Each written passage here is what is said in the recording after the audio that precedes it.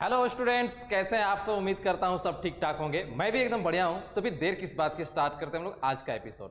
और आज के एपिसोड में हम लोग पढ़ने वाले हैं एक्सरसाइज 14.1 का solution, class 12 केसीसीना math book, question number 23 से लेकर 32 तक। तो चलो स्टार्ट करते हैं हम लोग बिना देर किए हुए। क्वेश्चन नंबर 23 इससे बोल रहा है कि two cyclist A and B start from the junction of the two roads inclined at 90 degree, the ratio of their velocities being 3:4. Find the ratio of the rate at which two cyclists are separating with the velocity of ये। तो पहले हम इसका figure बना लेते हैं और वहां से समझने की कोशिश करते हैं कि आखिर ये निकालने क्या हमें बोल रहा है। दो साइक्लिस्ट है और रोड का जंक्शन, तो एक जगह से दो रोड निकला है। मान लो यहां से एक इधर रोड निकला और यहां से एक इधर रोड निकला। यहां पे दो साइक्लिस्ट है और इस पॉइंट को हम लोग ओ मान लेते हैं। एक साइक्लिस्ट ए है जो इधर जा रहा है और एक साइक्लिस्ट बी है जो इधर जा रहा है। इस पॉइंट से स्टार्ट किए हैं वो दोनों साइक्लिस्ट ए एंड बी। ये इधर जा रहा है, बी इधर जा रहा है। तो दोनों का स्पीड का जो रेशियो है वो भी दिया गया है, 3:4 है। यहां जो हमें निकालने बोला है कि two cyclist are separating with velocity of a. देखो ये सेपरेटिंग यहां वर्ड क्या हो रहा है कि जैसे ए जैसे जैसे दूर जाएगा, बी भी जैसे जैसे दूर जाएगा, ए और बी के बीच में दूरी बढ़ता जाएगा। जैसे यहां पहले दोनों साथ में थे तो धीरे धीरे धीरे धीरे धीरे ये भी डिस्टेंस, मान लो बी यहां पे पहुंच गया, ए यहां पे पहुंच गया, तो दोनों का सेपरेशन हुआ। यहां पे इसी को सेपरेशन बोला गया है कि डिस्टेंस बढ़ गया है दोनों का। इस पॉइंट को हम लोग सी मान लेते हैं और इसको डी मान लेते हैं। और इस सेपरेशन को चलो हम लोग जेड से दिखा दिए और ओ से सी का डिस्टेंस चलो हमने एक्स माना और इसको वाई मान लिया। ठीक है, ये सारा चीज हमने कंसीडर कर लिया। This two cyclist A and B start from the junction of two roads inclined at 90 degree, और यहां पे 90 डिग्री भी बन रहा है। कहने का मतलब ओ डी सी एक राइट एंगल ट्रायंगल का निर्माण कर दिया है। और देयर वेलोसिटीज, अगर हम साइक्लिस्ट ए का वेलोसिटी और साइक्लिस्ट बी का वेलोसिटी का रेशियो का बात करें तो ये 3:4 है। तो हम इसको अगर डिवाइड करके लिखना चाहें V A divided by V B, तब इसको बोल सकते हैं 3k डिवाइडेड बाई 4k। यहां पे k लिखने का कारण है क्योंकि रेशियो जो है हमेशा सिंपलेस्ट फॉर्म में करके दिया गया रहता है, छोटा रूप पे होता है, इसीलिए हम यहां पे k लगा लिए हैं। तो यहां से देयरफॉर VA का जो वैल्यू हो गया है, VA का वैल्यू 3k हो गया और फिर वेलोसिटी ऑफ B का वैल्यू 4k हो गया। अब हमें निकालना क्या है, फाइंड द रेशियो। रेशियो ही निकालना है किसके बीच का, rate at which two cyclist are separating. ये दोनों साइक्लिस्ट जो सेपरेट कर रहे हैं, we have to find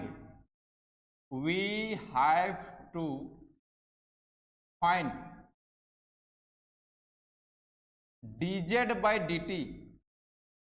ये डिस्टेंस दोनों के बीच में बढ़ रहा है टाइम के रिस्पेक्ट में इसका, और with ratio va with the velocity of cyclist a।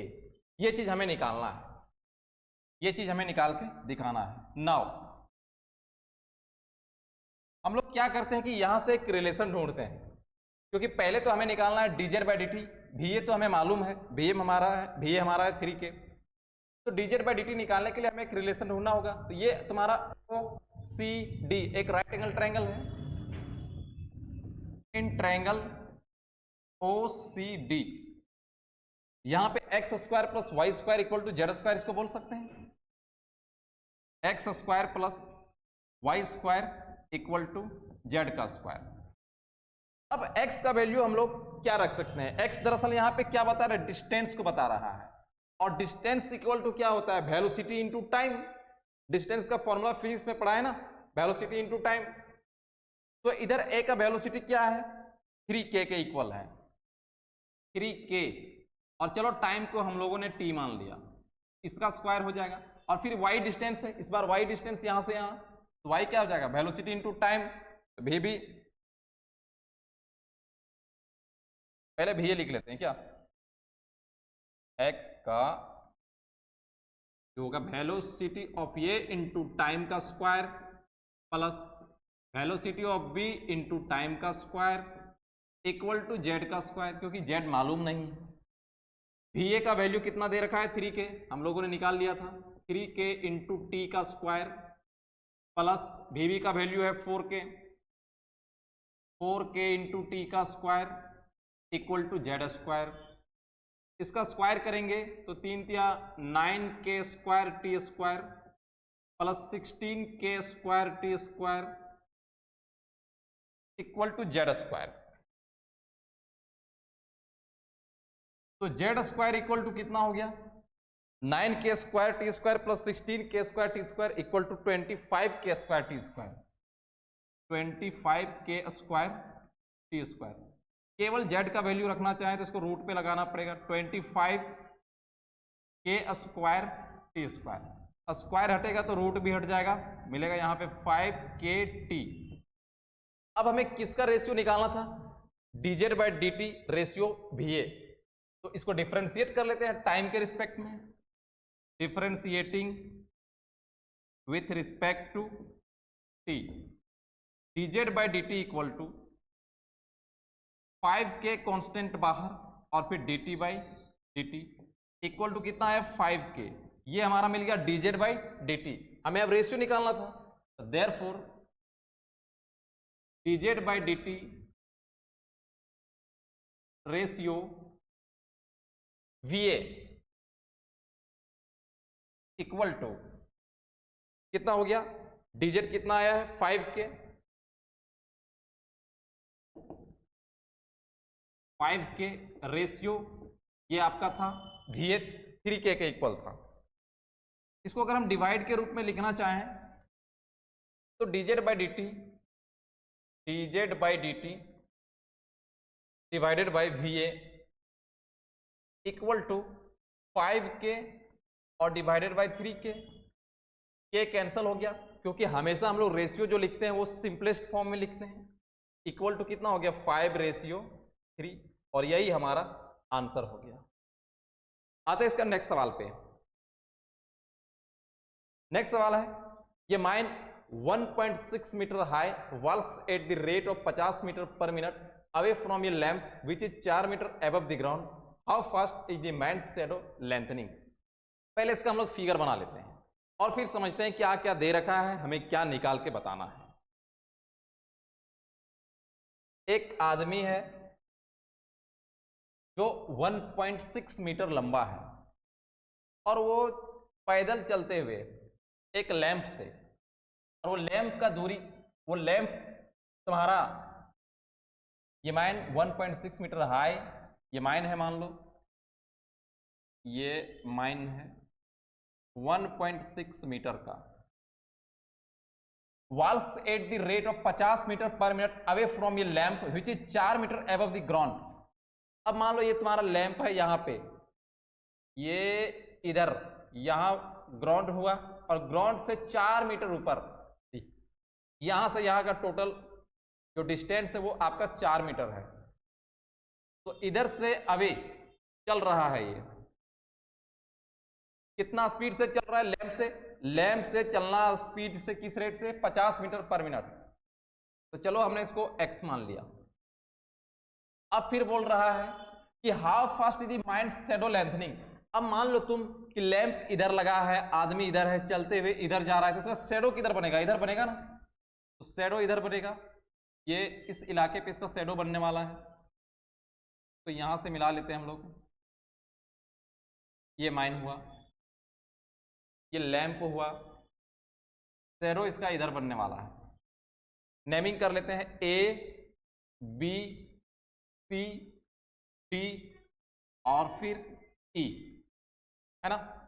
ये ए से डी का डिस्टेंस x मान लिए और डी से ई का डिस्टेंस चलो हम लोग y मान लेते हैं।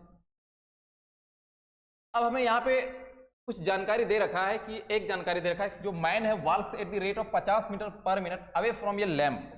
तो लैंप तरफ से ये आदमी कितना रफ्तार से चल रहा है, 50 मीटर। ये इधर dx बाई dt टाइम के रिस्पेक्ट में चेंज कर रहा है, कौन? x इधर चल रहा है ना, लैंप इधर, तो given dx by dt equal to 50 metre per minute. Lamp से अवे ये चल रहा है 50 मीटर प्रति मिनट के गति से, ठीक है। और हमें क्या निकाल के दिखाना है? How fast is the man shadow lengthening, कि उस आदमी की परछाई कितनी रफ्तार से बढ़ रहा है, इधर लेंथनिंग कर रहा है। कहने का मतलब लेंथ हम लोग परछाई वाला किधर इधर लिए हैं, तो dy बाई dt हमें निकाल के बताना है।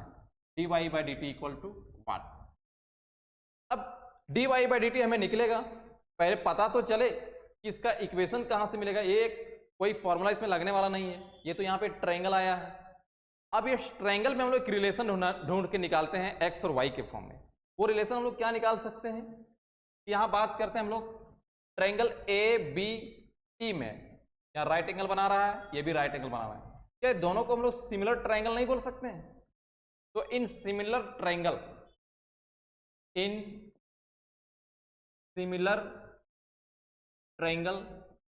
कौन कौन सा? ए बी ई एंड दूसरा सी डी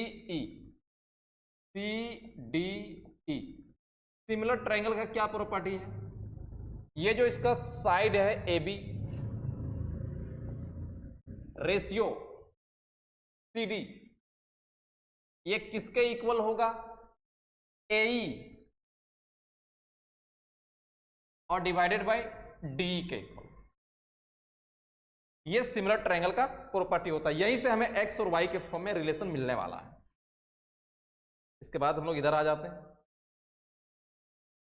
ए बी का वैल्यू कितना दे रखा है? 4 मीटर, यहां पे हम लोग 4 रख दिए, ए बी के स्थान पे 4, डिवाइडेड बाय सी डी हमें दे रखा है 1.6 मीटर, 1.6 यहां पे लगा लिए, इक्वल टू ए ई, ए से लेकर ई, एक्स और वाई दो पार्ट में, इसको हम बोल सकते हैं एक्स प्लस वाई, क्योंकि हमें एक्स और वाई के फॉर्म में रिलेशन निकालना है, एक्स प्लस वाई, और फिर डिवाइडेड बाई डी किसके इक्वल है? वाई के इक्वल। अगर यहां हम पॉइंट को हटा लें, इसके बदले 10 आएगा, और 4 चौका 16, 2 पचे 10 और 2 दूना 4। क्या मिल गया यहाँ पे आपको? 5/2 equal to x plus y और divided by y. Cross multiply कर लेते हैं हम लोग, 5y equal to 2x plus 2y, 2x plus 2y minus 5y equal to, इसको 0 भी बोला जा सकता है,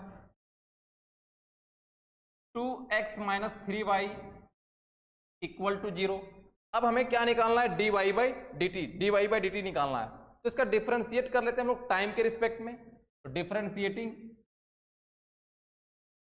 with respect to t, 2 dx by dt minus 3 into dy by dt, और 0 का 0 ही हो गया।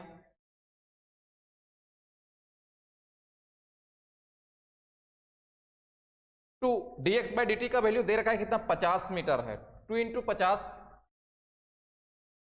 50 और फिर minus 3 into dy by dt equal to 0, 100 minus 3 dy by dt equal to 0। dy by dt का वैल्यू हमें निकालना है, इसको इधर ही छोड़ देते हैं, माइनस 3 dy बाई dt, और 100 को राइट साइड पे ले जाता है, माइनस 100, ये माइनस माइनस कैंसल, तो dy by dt equal to कितना हो गया? 100 और डिवाइडेड बाई 3। तो इसका शेडो इस रफ्तार से लेंथनिंग करेगा।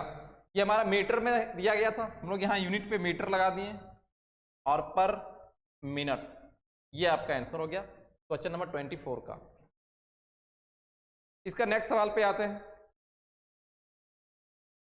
Water is running into A conical vessel, एक शंक्वाकार बर्तन है, वेजल मतलब बर्तन, 15 centimetre deep and 5 centimetre in radius eight the rate of 0.1 centimetre cube per second.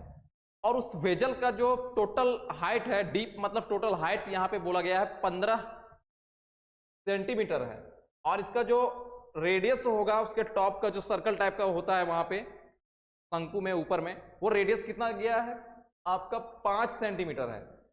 और किस रेट से ये वाटर यहाँ पे रनिंग कर रहा है, उसके ऊपर किस रेट से पानी को डाला जा रहा है, 0.1 सेंटीमीटर पर सेकेंड। तो इसका यूनिट देख के हम लोगों को क्या लगता है, क्या दे रखा है, ये वॉल्यूम दे रखा है, क्योंकि वॉल्यूम ही हमारा सेंटीमीटर क्यूब में आ सकता है ना। तो उसमें पानी डालेंगे उस कॉनिकल वेजल पे, तो उसका वॉल्यूम ही तो बढ़ेगा। और dV/dt हमें मिल गया है, टाइम के रिस्पेक्ट पे सेकंड लगाया है 0.1 सेंटीमीटर पर second. When the water is 6 centimetre deep, और जब हम लोग उस कॉनिकल वेजल पे 6 सेंटीमीटर तक पानी डाल देंगे, find at what rate is the water surface area increasing. तो देखना जो कौन होता है उसमें वाटर हम लोग भरेंगे तो वाटर का जो सरफेस होगा वो एक सर्कल टाइप का ऊपर उठता हुआ जाएगा।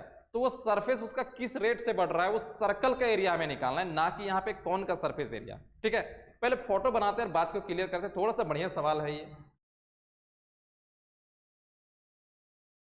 ये आपका हुआ एक कॉनिकल वेजल।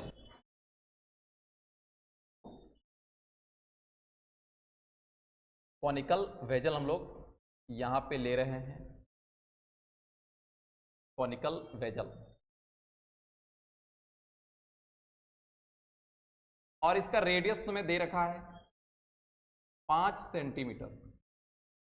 ठीक है, और ये वेजल तुम्हारा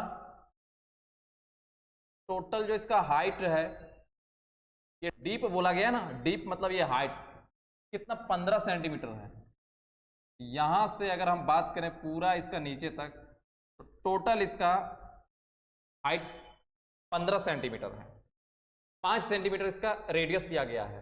when the water is 6 centimetre deep, अब मान लो इसमें बहुत सारा पानी हम लोग डालें, कुछ कुछ पानी डालें, और एक समय में यहां पे आ गया, यहां पे आया पानी भर गया, इधर पानी भर चुका है, इधर आपका पानी भर चुका है इस वेजल पे, और ये भी पानी वाला इलाका, इतना दूर तक पानी भर चुका है। कितना दूर तक पानी भर चुका है, 6 सेंटीमीटर तक। ये यहां से यहां 6 सेंटीमीटर है, तो हम लोग इसको बोल सकते हैं कि पानी हमें 6 सेंटीमीटर हाइट तक भरा हुआ मिल गया है। अब यहां पे बताओ तो इसका भी, यहां जो कॉनिकल वेजल है, पानी डालेंगे तो ऊपर में उसका जो लेयर होगा वो सर्कल टाइप का नहीं होगा, ये जो लेयर है ये इसका सर्कल टाइप का होगा, तो इसका भी रेडियस होगा कुछ। चलो इसके रेडियस को हम लोगों ने आर मान लिया, ये आपका रेडियस आर है, इसके रेडियस को हम लोगों ने क्या मान लिया, आर। और ये वाला हाइट इसका, जो पानी जब हम लोग भर दिए, इसका हाइट हम लोग एच मान लिए, ये आपका एच हाइट है। तो हमें निकालना है कि जो वाटर लेवल यहाँ पे आया है, जैसे जैसे इसमें पानी डाला जा रहा है, ये लेवल भी हमारा ऊपर उठ रहा है, और ऊपर वाला जो लेवल होगा वो सर्कल शेप में होगा। उस सर्कल का एरिया हमें बताना है कि किस रेट से बढ़ रहा है। हमें निकालना है dA/dt, किसका, सर्कल का, कौन का नहीं, क्योंकि वाटर का जो यहाँ लेयर होगा वो सर्कल फॉर्म में होगा। तो हमें गिवन मिल चुका है इसका volume, dB/dt equal to 0.1 centimetre cube per second. तो चलो हम लोगों ने नोटेशन ले लिया, उसके बाद इधर आना है, let A be the area of surface, water surface, area of water surface. और ये वाटर सरफेस हमारा किसके फॉर्म में है, एक सर्कल के फॉर्म में है, तो हम फॉर्मूला किसका लगाएंगे, सर्कल वाला। तो सिंस सर्कल का जो फॉर्मूला होता है वो होता है पाई आर स्क्वायर। अब इसमें हमें निकालना है dA/dt। हमें क्या निकालना था, निकालना हमें था dA/dt, ये चीज हमें निकाल के बताना है। स्मॉल वाला h हमारा 6 सेंटीमीटर है, बड़ा वाला h हमारा 15 सेंटीमीटर है।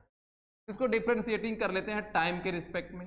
Differentiating with respect to T, D A by D T equal to pi constant बाहर d r square by d r into D R by D T equal to pi into 2r into D R by D T. अब ये r हमें मालूम नहीं है, तुम लोग जरूर सोच रहा होगा कि r का वैल्यू 5 सेंटीमीटर है। सर गलत सोच रहे हो, क्योंकि हमें तो यहां का निकाला है ना, ये वाला r तो छोटा होगा, वो सर्कल वाला r यहाँ पे छोटा होगा क्योंकि नीचे है। जैसे जैसे ऊपर हम लोग जाएंगे r बढ़ता चला जाएगा। तो D A by D t हमारा फिलहाल यहीं पे ब्रेक हो गया। D A by D T equal to हमें जो मिला 2 pi r into D R by D T, ये चीज हमें मिला। अब इसको हम पूरा अगर बढ़िया से इसका वैल्यू बताना चाहें तो हमको दो चीजों का जरूरत पड़ने वाला है, आर का और d are by D t का, वो तो यहाँ मालूम है नहीं। फिर हमने सोचा D R by D T निकाला जा सकता है, वो कहाँ से, डीबी बाई डी टी वाला से, कि एक जानकारी हमको डीबी बाई डी टी दे रखा है। तो dB by D T volume किसका बढ़ रहा है, वॉल्यूम सर्कल का तो नहीं बढ़ रहा है, वॉल्यूम इस क्यूब का बढ़ रहा है। तो क्यूब का वॉल्यूम का फॉर्मूला क्या हो जाएगा, 1 बाई, ये बात रफ में पहले समझ लीजिए कि 1/3 pi R square H volume का फॉर्मूला होगा किसका, क्यूब का। अब यहां पे तुम जब डिफरेंशिएट इसको करोगे तो तुम्हें दो वेरिएबल मिल जाएगा, एक आर वाला वेरिएबल और एक एच वाला वेरिएबल। सोचा होगा कि एच को तो हम लोग 6 रख देंगे या 15, नहीं, अभी एच नहीं रखा जा सकता है, क्योंकि जब तक डिफरेंशिएट नहीं होगा हम इसका वैल्यू तो रख नहीं सकते हैं। तो आर भी एक वेरिएबल माना जाएगा, एच भी एक वेरिएबल माना जाएगा, तो फिर बहुत समस्या हो जाएगा। फिर हमने सोचा कि नहीं, अभी वॉल्यूम नहीं लगाते हैं फॉर्मूला, क्यों ना पहले हम एच को आर के फॉर्म में कन्वर्ट कर लें, एच को आर के फॉर्म में कन्वर्ट कर लें, फिर एच को आर के ही फॉर्म में कन्वर्ट कर देंगे, तब डिफरेंशिएट करेंगे, तब ज्यादा आसान हो जाएगा। तो वो काम हम लोग पहले करते हैं। तो एच को आर के फॉर्म में कन्वर्ट किया जा सकता है। अब इस फिगर में थोड़ा सा हम लोग नेमिंग कर लेते हैं कि चलो इसको ओ मान लिए, ए हो गया, बी हो गया, ये आपका सी और आपका डी। यहाँ पे आपको दो ट्रायंगल दिख रहा होगा, ओ बी ए, या फिर ऐसे पढ़ सकते हैं ए बी ओ, या फिर ए ओ बी, ए ओ बी और ट्रायंगल ए डी सी, ये दोनों सिमिलर ट्रायंगल हो गया। देखो ये दोनों क्या हो गया, सिमिलर ट्रायंगल हो गया। तो in similar triangle, in similar triangle AOB and ADC, हमें यहां से क्या मिल जाएगा कि ये आपका बड़ा वाला OA डिवाइडेड वाला छोटा वाला पोर्शन DA, ये किसके इक्वल हो जाएगा, OB बड़ा वाला रेडियस, और फिर divided bye DC, property of similar triangle के हिसाब से। इसके बाद फिर हम लोग इधर आ गए, OA का वैल्यू कितना है, OA ये पूरा OA हाइट हुआ और बड़ा वाला हाइट कितना है, 15 है, हम लोग 15 रख लिए यहां पे। फिर डिवाइडेड बाय DA कितना है, DA 6 जरूर है, लेकिन हम लोग H ही रखेंगे क्योंकि H को कन्वर्ट कर रहे हैं R के फॉर्म में, इसीलिए 6 रख देंगे तो फिर H R के फॉर्म में कन्वर्ट हो नहीं पाएगा, तो यहां 6 ना रख के अभी हम लोग H ही रख लेते हैं। और फिर डिवाइडेड बाय OB हमारा कितना है, 5 सेंटीमीटर, OB हमारा है 5 सेंटीमीटर, और डिवाइडेड बाय DC को हम लोग क्या मान के चले हैं, स्मॉल r। 5 या 15 कैंसिल हो गया, क्रॉस मल्टीप्लाई करेंगे तो H यहां से किसके इक्वल हो जाएगा, H हो जाएगा 3R का इक्वल, और ये हम इसको इक्वेशन 2 नाम दे दिए। अब H भी निकल गया। अब हम लोग वॉल्यूम वाला फॉर्मूला लगा लेते हैं कि सिंस क्यूब का जो वॉल्यूम का फॉर्मूला होता है 1/3 पाई आर स्क्वायर H होता है, V equal to 1/3 pi R square, और H को हम लोग किसके इक्वल लिख सकते हैं, R के फॉर्म में अगर लिखना चाहे तो 3R के इक्वल, इनटू हो जाएगा यहाँ पे 3R। और ये बात हम लोग कहाँ से लिखे हैं, फ्रॉम इक्वेशन सेकंड से, फ्रॉम इक्वेशन सेकंड से। 3 से 3 cancel, V equal to pi r cube हो गया। अब इसका डिफ्रेंशिएट करते हैं, differentiating with respect to t, dv by D T equal to pi constant बाहर, d r cube divided by d r into D R by D t. dv by D t का value तुम्हें मालूम है 0.1 centimetre cube दिया गया था।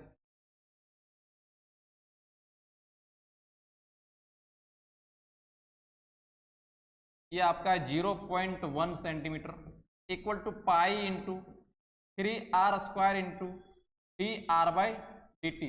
यहां से हम लोग किसका वैल्यू निकालना चाह रहे हैं? D are by D t का, क्योंकि हमें निकालना क्या था? D A by D T. ये d A by D t निकालना था, जो कि इक्वेशन 1 में हम लोग छोड़ चुके, सिर्फ D R by D T हमें रखना था। तो 0.1 इसको हम लोग हटा लिए, यहां से 10 आया।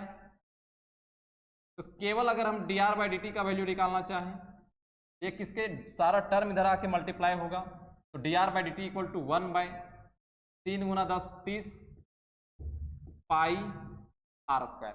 ये निकल गया है D are by D T. अब इसको हम लोग कहां रखेंगे? इक्वेशन नंबर 1 पे। From equation 1, from equation 1, from equation 1। और इक्वेशन 1 हमारा यहां पे है 2 pi r into D R by D t, D A by D T equal to d A by D T equal to 2 pi r into D R by D T, और d are by D t का value यहां पे है 1 by 30 pi R square. अब यहां से हम लोग पाई को पाई से कैंसिल कर सकते हैं, एक आर को इस स्क्वायर से कैंसिल कर सकते हैं, और इसको 15 बार में हम लोग कैंसिल कर सकते हैं। तो इक्वल टू 1 बाई, हम 15 को लिख सकते हैं 5 इंटू 3r, क्योंकि नीचे हमारा बचा था 1 बाई 15r, जिसको हम लोग लिख दिए 5 गुना 3r। और 3r हम लोग रिलेशन में निकाले हुए थे, h किसके इक्वल था? 3r के इक्वल। तो इस 3r को हम लोग बोल सकते हैं equal to 1 by 5 into H, और h का वैल्यू इसके बाद यहां लिख लेना है। किधर किधर लिखना है याद है ना? h का वैल्यू हमारा 6 था, क्योंकि जो नीचे पानी कितना भरा हुआ गया था 6 सेंटीमीटर तक, equal to 1 by 5 into 6 equal to 1 by 30। और ये क्या निकल गया हमारा? D A by D T. Surface area बढ़ रहा है, सरफेस बढ़ रहा है वाटर का, सेंटीमीटर और फिर पर सेकेंड। ये आपका आंसर हो गया। इसका नेक्स्ट सवाल पे आते हैं हम लोग। x and y are the sides of two squares such that y equal to x minus x square. Find the rate of change of the area of the second square with respect to the area of the first square. इसमें दो square को बोल रहा है, पहला square का side x है और दूसरा स्क्वायर का साइड y है। तो पहले स्क्वायर का जो एरिया बढ़ रहा है दूसरे स्क्वायर के रिस्पेक्ट में हमें निकाल लेना है। पहले हमें दो सर्कल का यहाँ पे दो स्क्वायर का फोटो बना लेते हैं।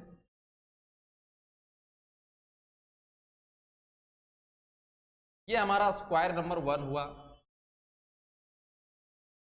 जिसमें इसका साइड x दिया गया है, स्क्वायर 1। और एक और स्क्वायर है जिसका साइड तुम्हें y दिया गया है, ये y है, स्क्वायर 2। हमें क्या निकालना है? Ratio of their, find the rate of change of area of the second square with respect to area of first square. t, पहले a हम लोग मान लेते हैं यहां पे कि let a be the area of first square,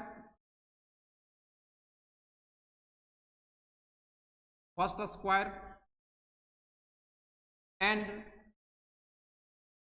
a dash be the area of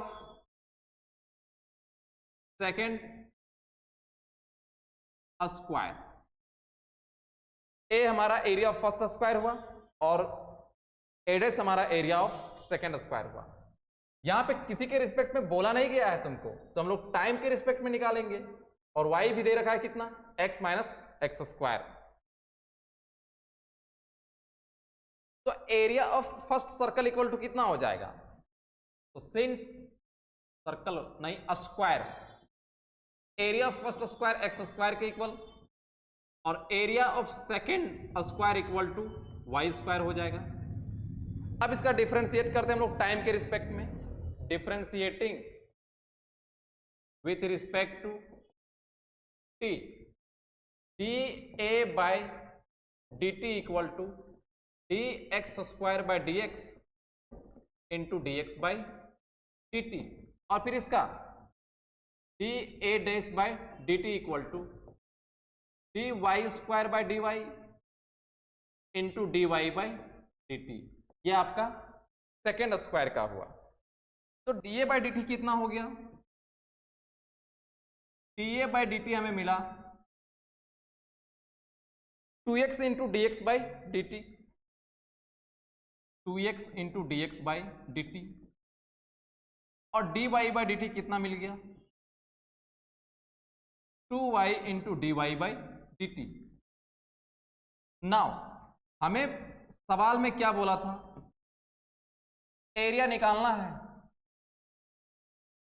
first square का, किसके रिस्पेक्ट में,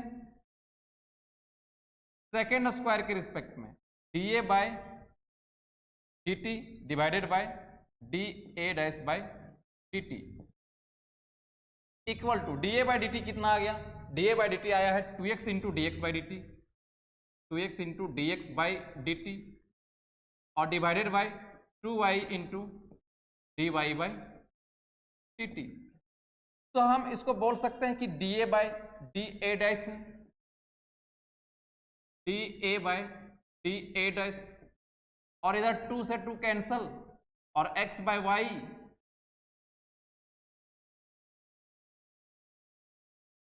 फाइंड द एरिया ऑफ, हम लोगों को second square with respect to first square बोला है। यहां पे हम लोग गलती कर रहे हैं, हम लोगों को निकालना है नाउ डी ए डैश, ये तुम्हारा सेकेंड स्क्वायर हुआ ना, और डी ए निकालना है। तो D A dash by D A का फॉर्मूला क्या हो जाएगा, D A dash by D T, और फिर divided by D A by D T.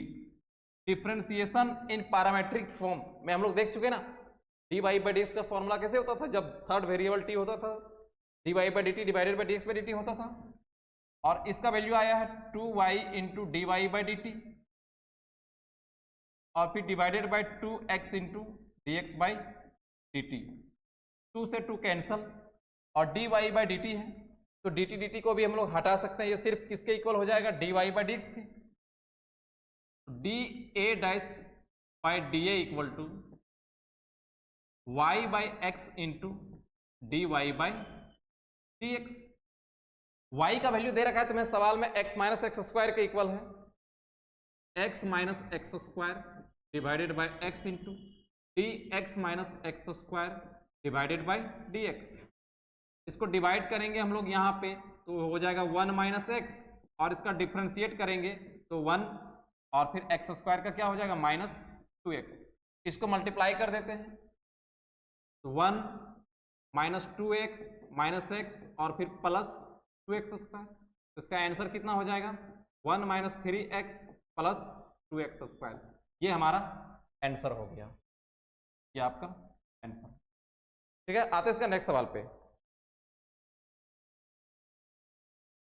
27, ये particle moves along the parabola y square equal to 2x in such a way that its projection on y axis has a constant velocity so that its projection on the x axis move with constant acceleration।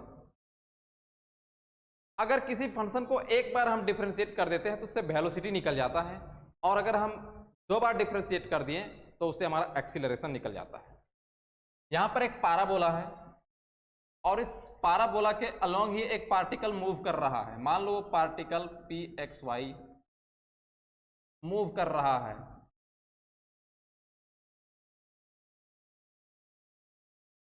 इधर x हुआ और इधर y हुआ। तो जब वो particle y axis के साथ में कितना कांस्टेंट वेलोसिटी के साथ घूम रहा है, तो एक बार जब हम लोग डिफरेंशिएट करते हैं तो dy टाइम के रिस्पेक्ट में dt हो जाएगा, क्योंकि यही तो वेलोसिटी है। तो dy by dt equal to क्या है, कांस्टेंट है। तो dy by dt equal to constant को हम लोग k बोल सकते हैं। चलो इसको k मान लिया हमने से। अब फिर क्या बोला है, so that its projection on the x axis move with constant acceleration। तो एक्सीलरेशन दो बार डिफरेंशिएट होता है, तो किसके सापेक्ष में बोला है, x एक्सिस के। तो now we have to prove that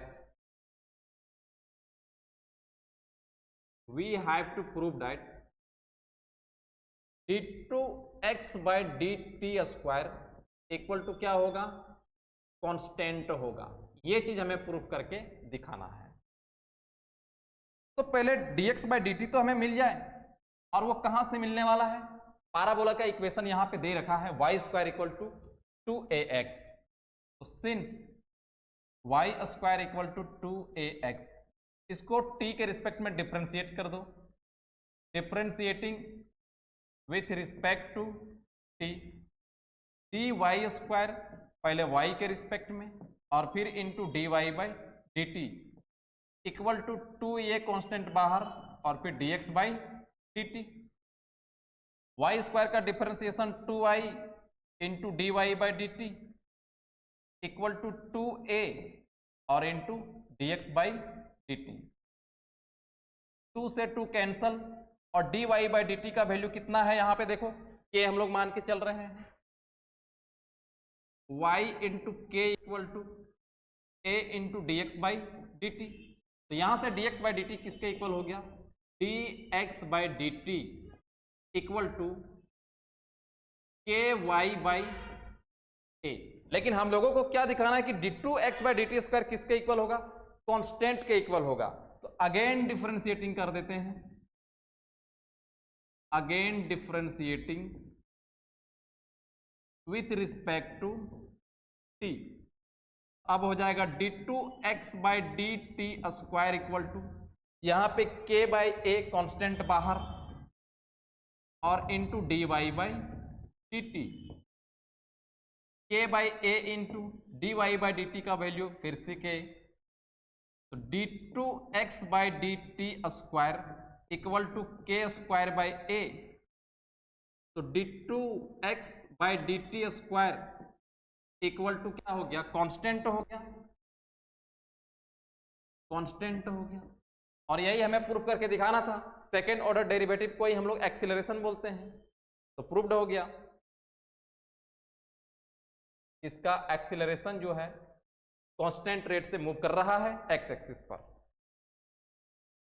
type 2 पर देखो, टाइप 2 पर जो सवाल है काफी सिंपल सवाल है, इसमें मार्जिनल कॉस्ट और मार्जिनल रेवेन्यू वाला सवाल मिलेगा आपको। Problem based on marginal cost, जिसको शॉर्टकट में हम लोग MC बोलेंगे, एंड मार्जिनल रेवेन्यू, जिसको शॉर्टकट में हम लोग MR बोलेंगे। तो फर्स्ट मार्जिनल कॉस्ट का फॉर्मूला है कि जो तुम्हें फंक्शन दिया गया उसको एक बार डिफरेंशिएट कर दो, वो तुम्हें मार्जिनल कॉस्ट मिल गया। मार्जिनल रेवेन्यू का भी फॉर्मूला सिंपल है, जो रेवेन्यू तुमको दिया गया है एक्स के फॉर्म में, उसको एक बार डिफरेंशिएट कर दो एक्स के रिस्पेक्ट में, मार्जिनल रेवेन्यू निकल जाएगा। बनाते हैं, काफी सिंपल है। The total cost Cx associated with the production of x unit of an item is given by Cx equal to 0.005 x cube minus 0.02 x square plus 30x plus 5000. Find the marginal cost when 3 units are produced, whereby marginal cost we mean the instantaneous rate of change of total cost at any level of output. तो given Cx कितना दिया गया है, Cx equal to 0.05 x cube minus 0.02 x square plus 30x plus 5000। ये हमारा Cx है। हमें निकालना है मार्जिनल कॉस्ट, तो एक बार डिफरेंशिएट करना होगा। Differentiating with respect to x, dCx किसके रिस्पेक्ट में, x के रिस्पेक्ट में, इक्वल टू 0.05 यहाँ पे कांस्टेंट एक्स क्यू का डिफरेंशिएशन होगा, 0.02 कांस्टेंट एक्स स्क्वायर का डिफरेंशिएशन होगा, 30 कांस्टेंट एक्स का डिफरेंशिएशन होगा और फिर plus d 5000 divided by D x. और इसी को हम लोग बोलेंगे marginal cost. 0.05 into x cube का differentiation 3x square minus 0.02 into 2x plus 30 into 1 plus 0। अब मार्जिनल कॉस्ट कब, जब 3 यूनिट प्रोड्यूस कर रहा है तो x इक्वल टू हम लोग क्या रख देंगे, 3 रख देंगे। तो व्हेन x इक्वल टू 3, अब हमारा मार्जिनल कॉस्ट कितना मिलेगा, 0.05 इंटू 005 है, 005 है, यहां भी 0, यहां भी 0, यहां भी 0 इंटू 3 और फिर 3 का square minus 0.02 into 2 into 3 plus 30। Marginal cost equal to 0.05 गुना 3 या 9 या 27, 0.05 और इसको गुना करेंगे हम लोग 27 से, 27 बच्चे हम लोग गुना कर लेते हैं, 5 से 35 के 5 हाथ में 3, 5 गुना 10 और 3 13, 3 अंक के बाद 0.135, ये आपका आया 0.135 और फिर माइनस 3 दूना 6 और 6 दूना 12, 2 अंक के बाद 0.12 आएगा ये 0.12 और प्लस 30, इसको घटा लेते हैं, ये दोनों को घटाते हैं पहले, 0.135, 0.120, 510, 0 पॉइंट कितना आया 0.5, 13 में 12, 1, 0.15।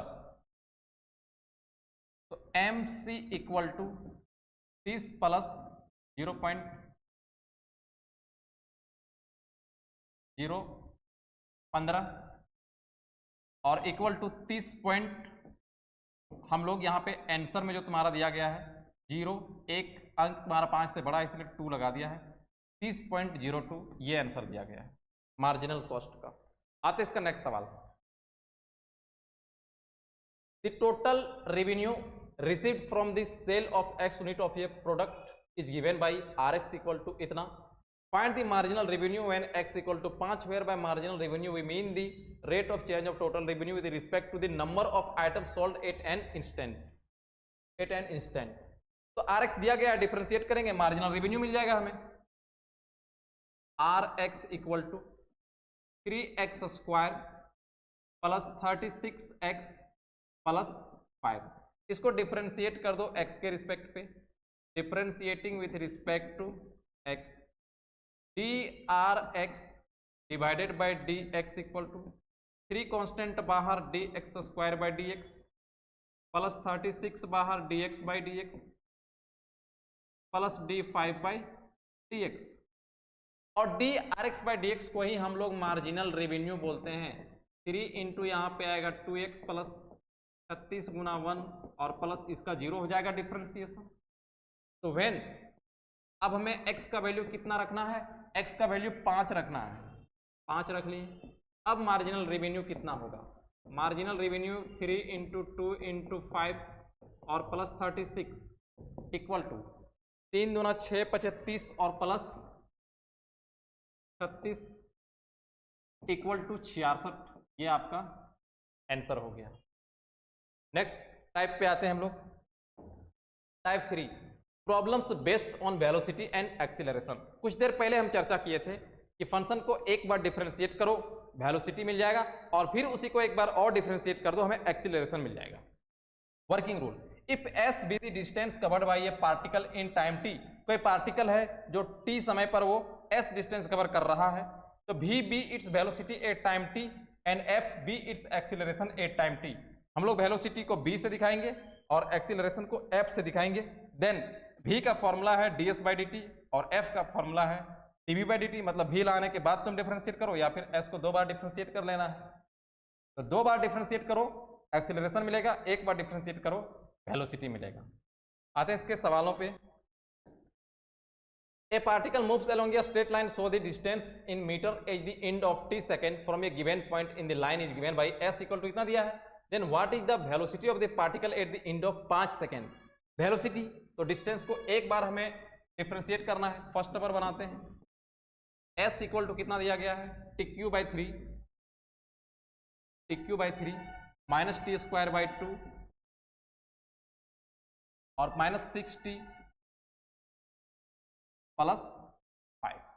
इसको डिफरेंशिएट कर लेते हैं, differentiating with respect to t, ds by dt equal to 1/3 constant और dtq by dt minus 1/2 constant dt square by dt minus 6 constant dt by dt plus सिर्फ कांस्टेंट है d5 बाई dt और ds by dt को ही तो हम लोग velocity बोलते हैं। तो ये बन गया हमारा v 1/3 into 3t square differentiation minus 1/2 into 2t differentiation minus 6 into 1 plus 0, 2 से 2 कैंसल, 3 से 3 कैंसल, v इक्वल टू मिल गया t square minus t minus 6। तो व्हेन अब हमें t का वैल्यू कितना लेना है, 5 सेकेंड्स, t इक्वल टू 5 रहा तो वेलोसिटी इक्वल टू 5 का square minus 5 minus 6 equal to कितना हो गया 25 और मैं 5 गया 20 और 20 में 6 गया 14, 25 माइनस हाँ तो 14 आ गया। ये 14 इसका आंसर हो गया वेलोसिटी का। अब हमें क्या निकालना है, the acceleration of the particle where its velocity is 0। f कैसे निकलेगा, f निकलेगा जब वेलोसिटी आया है उसको डिफरेंशिएट कर दो। देखो यहाँ पे वेलोसिटी कितना है, T square minus T minus 6 है, तो acceleration equal to dv by dt। तो इसका डिफरेंशिएट करेगा कितना आएगा, 2t माइनस 1, 2t माइनस 1। अब एक्सीलरेशन तो निकालना है कब, जब इसका वेलोसिटी 0 होगा। अब तुम इसको टाइम पहले निकाल लो, इसको इक्वेशन 1 छोड़ देते हैं, इसका सेकंड नंबर हम लोग क्वेश्चन बना रहे हैं, प्रयोग यहां से हो रहा है हमें। तो जब वेलोसिटी 0 होगा तो व्हेन v इक्वल टू 0 तब हमारा v किसके इक्वल हो जाएगा, T square minus T minus 6, T square minus T minus 6 equal to 0। इसको फैक्टर कर लेते हैं, टी स्क्वायर और 6 का आएगा minus 3t plus 2t minus 6 equal to 0।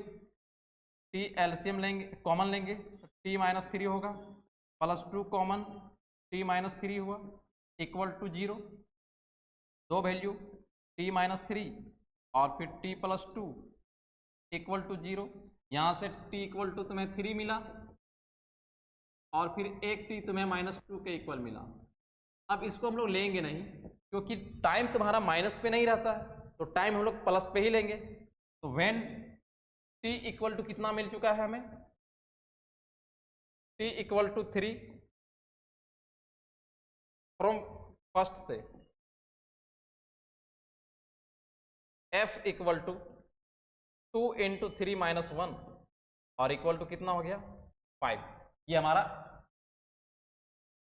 Metre में दिया गया था ना, मीटर में, तो वेलोसिटी मीटर पर सेकेंड यहां पे आएगा, मीटर पर सेकेंड, और acceleration metre square per second. ये आंसर हो गया।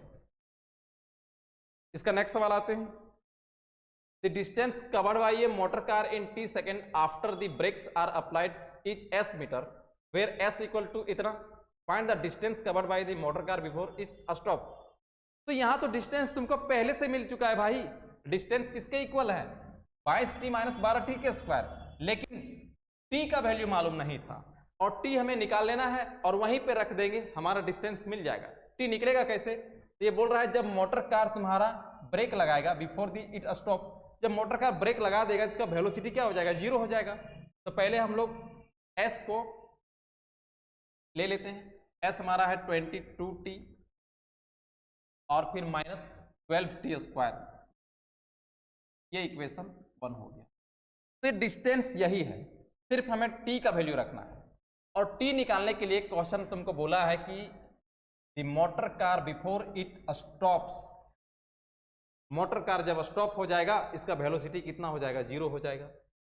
एक बार डिफरेंशिएट करते हैं तो v इक्वल टू क्या हो जाएगा, टाइम के रिस्पेक्ट में इसको डिफरेंशिएट कर देंगे तो 22 आएगा और इसका डिफरेंशिएशन करेंगे तो 24t के बराबर आ जाएगा। तो when motor car stops, when motor car stops करेगा इसका वेलोसिटी किसके इक्वल हो जाएगा, 0 के equal. 22 minus 24t equal to क्या हो गया, 0। अब minus 24t equal to minus 22, minus से minus cancel, t equal to 22 divided by 24, 2 से कैंसल करो 11 और फिर 12, तो t किसके इक्वल आ गया, t हमारा आ गया 11/12। अब t को बस इक्वेशन 1 पे रख दो, हमें डिस्टेंस मिल जाएगा। From equation 1 s equal to 22 into 11/12 और फिर माइनस 12 इंटू 11/12 का स्क्वायर। 22 को 11 से गुना करेगा तो 22 नहीं है 220 और 22 242 और डिवाइडेड बाय 12, फिर माइनस 11 है 21 से, 11/12 यहाँ पे होगा ना, 12 गुना 11 डिवाइडेड बाय 12 गुना 12, ये कैंसिल हो गया 12 से 12, तो 242 डिवाइडेड बाय 12 और माइनस 11 है 121 और डिवाइडेड बाय 12, इसको घटाएंगे हम लोग तो 121 बटा कितना आएगा, 12, ये आंसर हो गया। इसका नेक्स्ट सवाल पे आते हैं हम लोग, और आखिरी सवाल इस एक्सरसाइज का।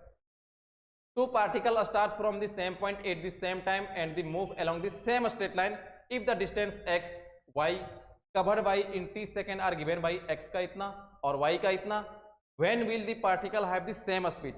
दो पार्टिकल है x और y, और x और y दोनों सेम स्ट्रेट लाइन पे अपना मूव कर रहा है, और जो डिस्टेंस कवर किया है इसका वैल्यू यहाँ पे दिया गया है। बोल रहा है कि ये दोनों पार्टिकल का सेम स्पीड कब होगा, इस चीज को निकालना है। तो गिवन पार्टिकल x का वैल्यू दिया गया है TQ माइनस 3t स्क्वायर और फिर प्लस 6t प्लस 5,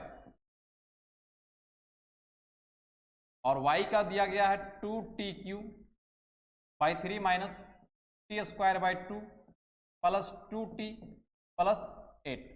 तो हमें बोल रहा है कि ये दोनों पार्टिकल सेम स्पीड पे कब रहेगा, उसका टाइम बताना है कि कितने सेकेंड पे ये सेम स्पीड पे रहेगा।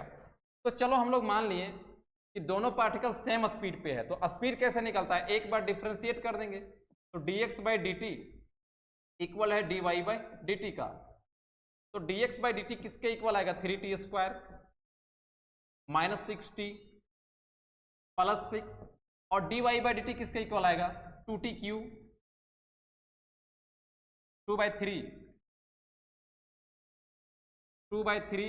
Into 3t square minus 1/2 into 2t plus 2, और इसका 0 हो जाएगा, ये 3 से 3 कैंसल, 2 से 2 कैंसल,